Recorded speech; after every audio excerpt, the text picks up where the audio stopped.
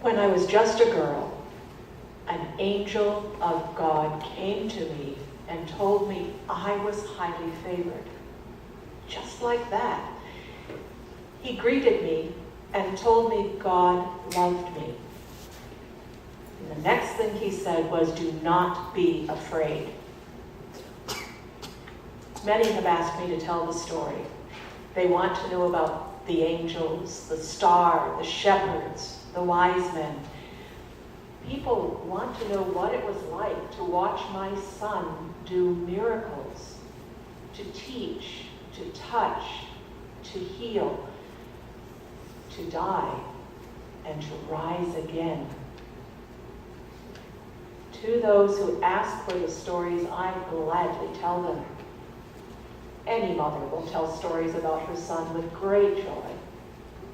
I have witnessed the incredible love and amazing power of our God firsthand. And I will tell anyone who asks me all about it. But I especially love when people ask me about the very first part. How the angel said, "God loved me," and "do not be afraid." And that's what I said to myself as I looked Joseph in the eye and told him what God was going to do through me and in me. It is what I repeated to myself on that long ride to Bethlehem, and at the door of the inn, and lying in the hay of that stable in childbirth. God loves you, Mary. Do not be afraid. Over and over. It's what I said to myself as I realized more and more who my son was and what his life would be like. It's what I said to myself as I watched him walk away from home the last time, as I heard the rumblings against him in Jerusalem, as I watched him be mocked and tortured. It's what I said in quiet wonder when I heard the good news that he had risen from the dead. There were times when it was hard to believe. I wish I could say I never doubted or felt unworthy or afraid again. But it's true of all of us, that side of being human. And that's why I like to tell this part of the story. Because just as much as fear and doubt are true for all of us, the angel's words are also true. Just like Jesus came to me, he comes to you, who are highly favored. Do not be afraid.